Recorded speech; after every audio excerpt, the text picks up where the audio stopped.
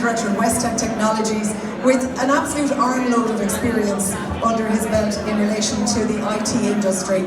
I'm really interested in what you're doing today because this is live ransomware attack of sorts. So ladies and gentlemen, I would love if you would give your full attention, give a lovely warm round of applause to Kenneth Scally and his gentleman colleague there who we'll introduce shortly. Kenneth, thank you so much. Thank you. Okay, so just let me introduce Ben. Ben Jenkins is from Datto, who are our backup provider. And today the both of us are going to perform a live ransomware attack. So I'm just going to go into a little bit about WestTech and who we are and where we're from. So basically we're in operation short term, we're still in our infancy.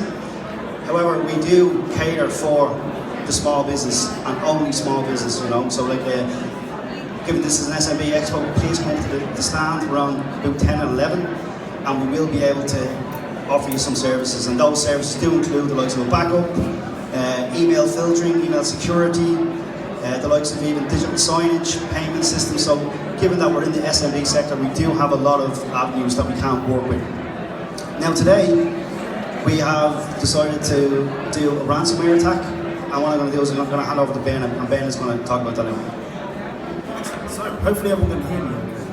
Is everyone nodding? Yeah? We've got one gentleman over in the corner who's nodding. Excellent, wonderful. So, hi guys, as mentioned, my name's Ben. I work for a company called Datto, and today we're just going to talk about ransomware. But first and foremost, it's great if you have an understanding as to what other things are causing business downtime, and what else will be taking businesses down. So, at this moment in time, we're seeing the majority of things is going to be network outages, for example. You've got human error. Again, feedback. You might want to move. Tasting. Good. People can't hear me. You can hear me. You might want to be on mic. Hello?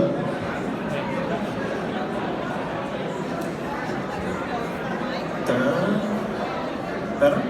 Everyone's good? Tinnitus isn't here still now? We're good? Louder, louder.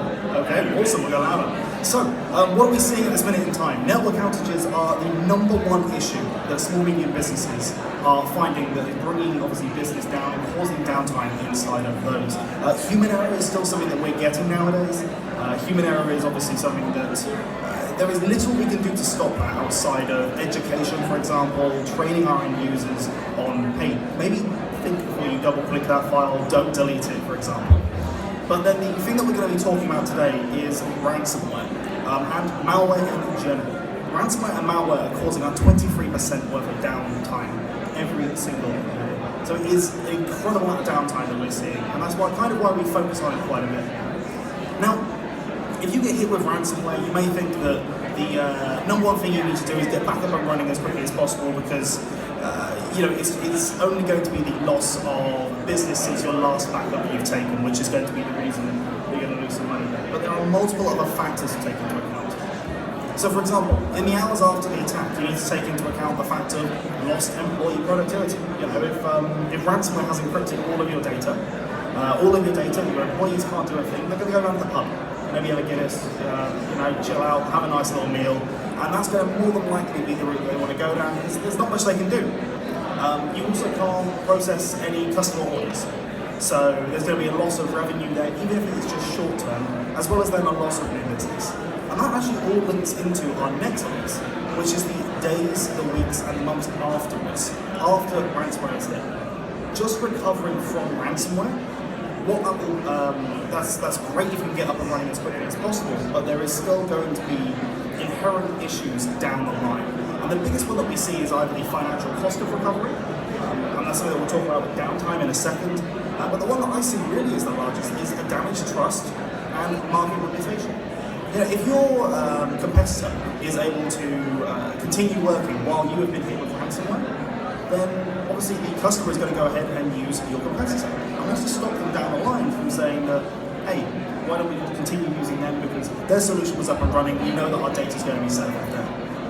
So when we're talking about disasters, and it's not just ransomware, it's really any downtime in general, it's worth taking into account it's not just the here and then that you are infected or that you have a problem, it is down the line as well.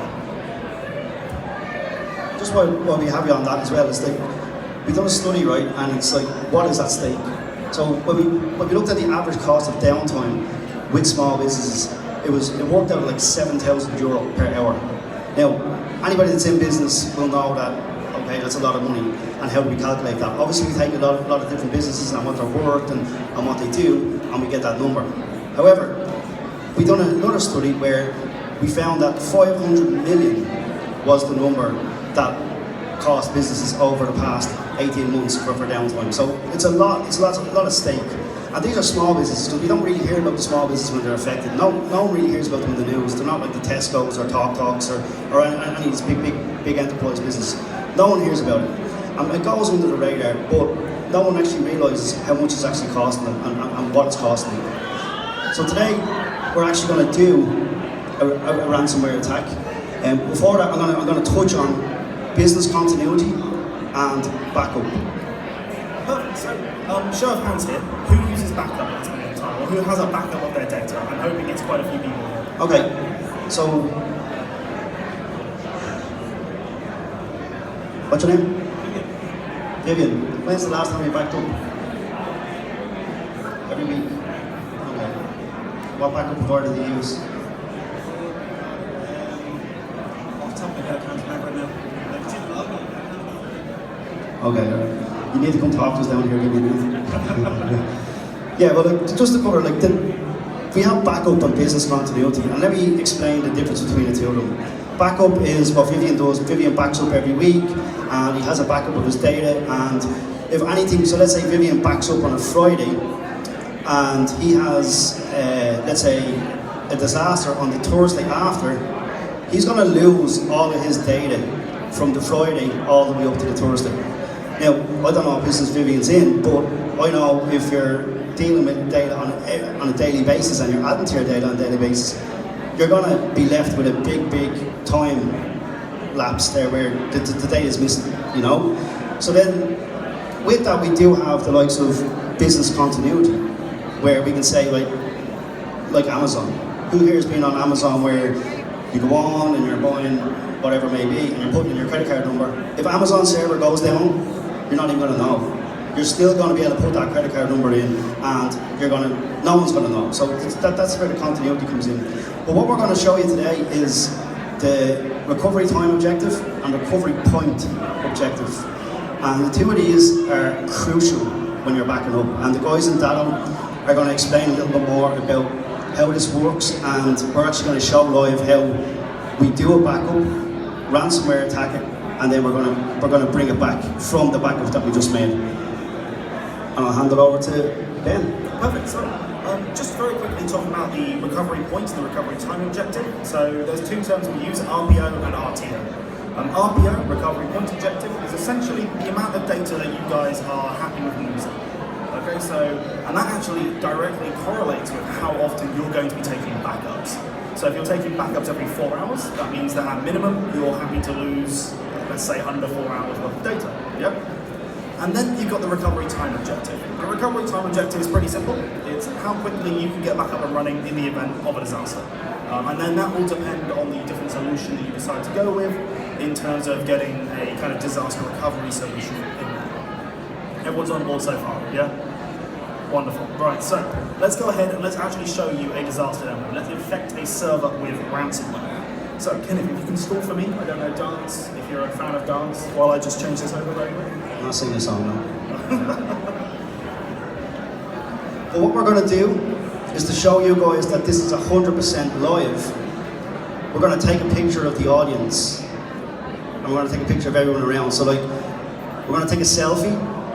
We're going to put the selfie on the server, and then we're going to infect the server, and we're going to look at the selfie when it's infected. So that'll be nice. But yeah, you ready? Perfect. I think we're ready. Let me just click on photo. There we go. So, can we jump on down there? Ladies and gentlemen. Everyone smile, come on. I do need everyone to smile for this. Yeah? Perfect. Thank you. There we go. Right. This is... What? I'm sorry, we haven't got everyone there. Smile. Yeah. Brilliant. Okay, so while Ben is uploading that onto the server, it shouldn't take too long because he's an expert.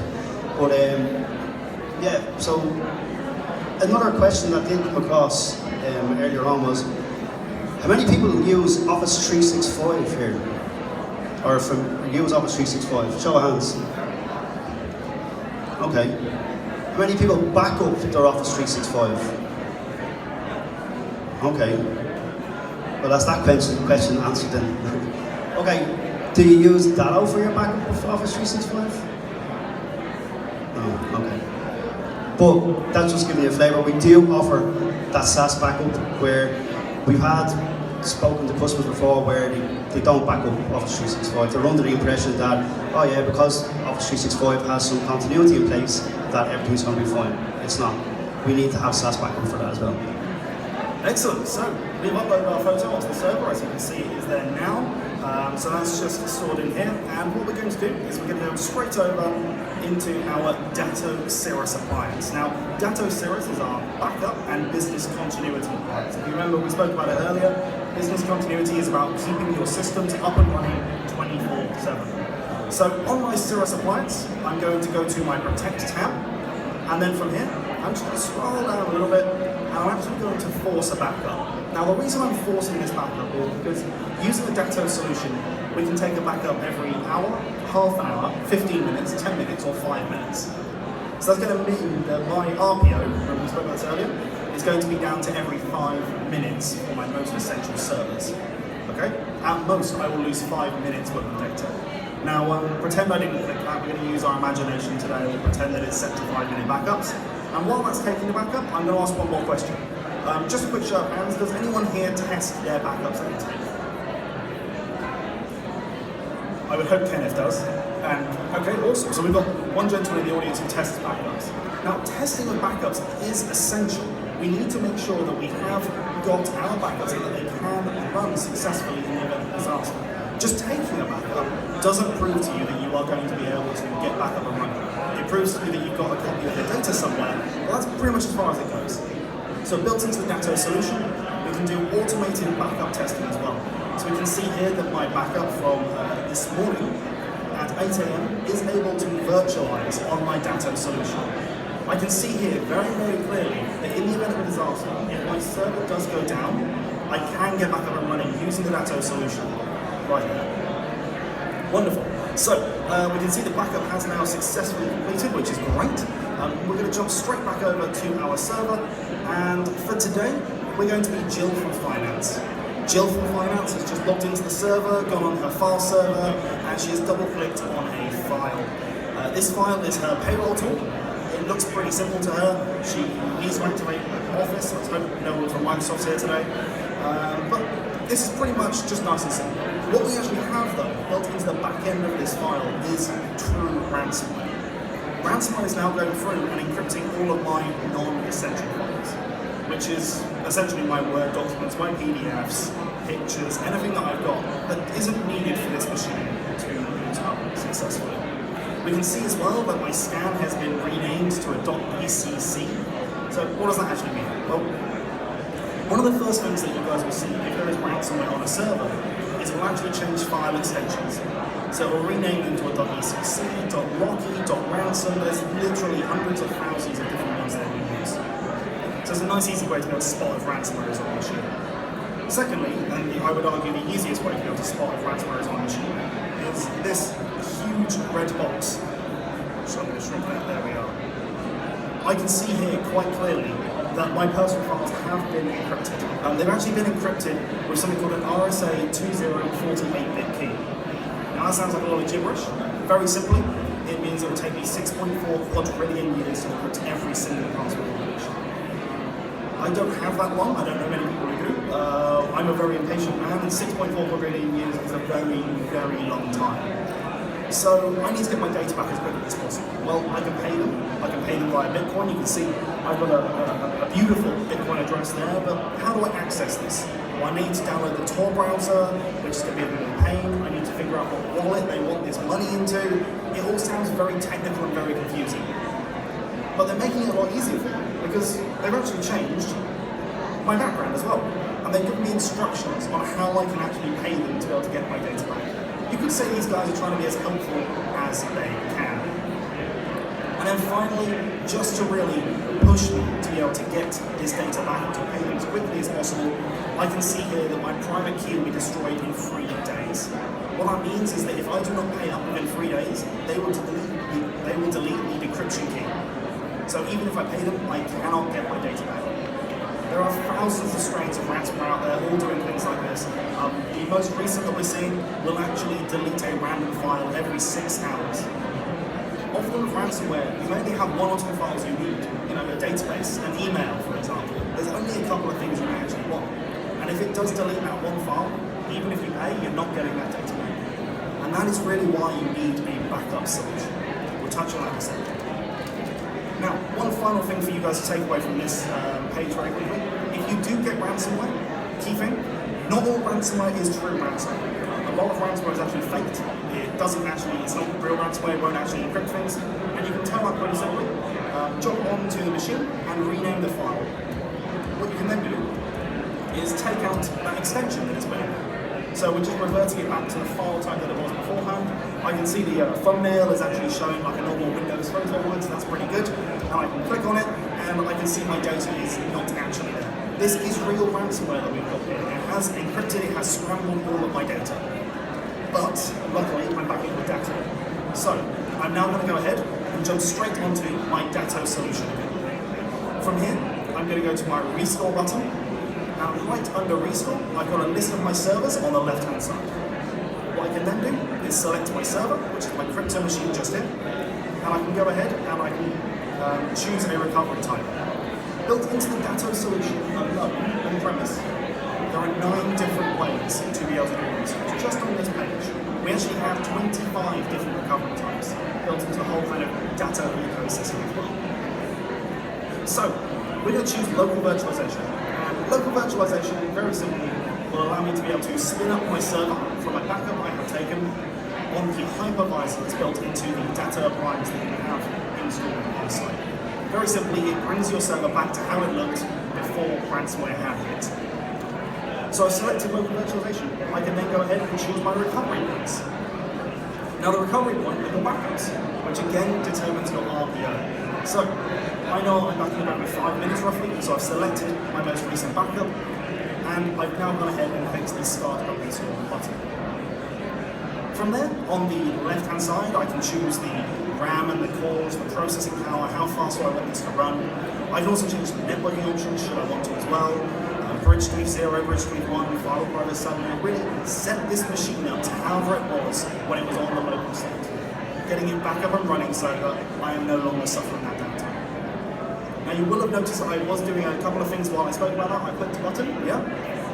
That button was the start the end button you just hit. And what that means is once I have clicked that, it will then start to virtualize this server on my data appliance. The reason I clicked it is it takes about 10 seconds from me clicking that button to a server starting to boot on your data.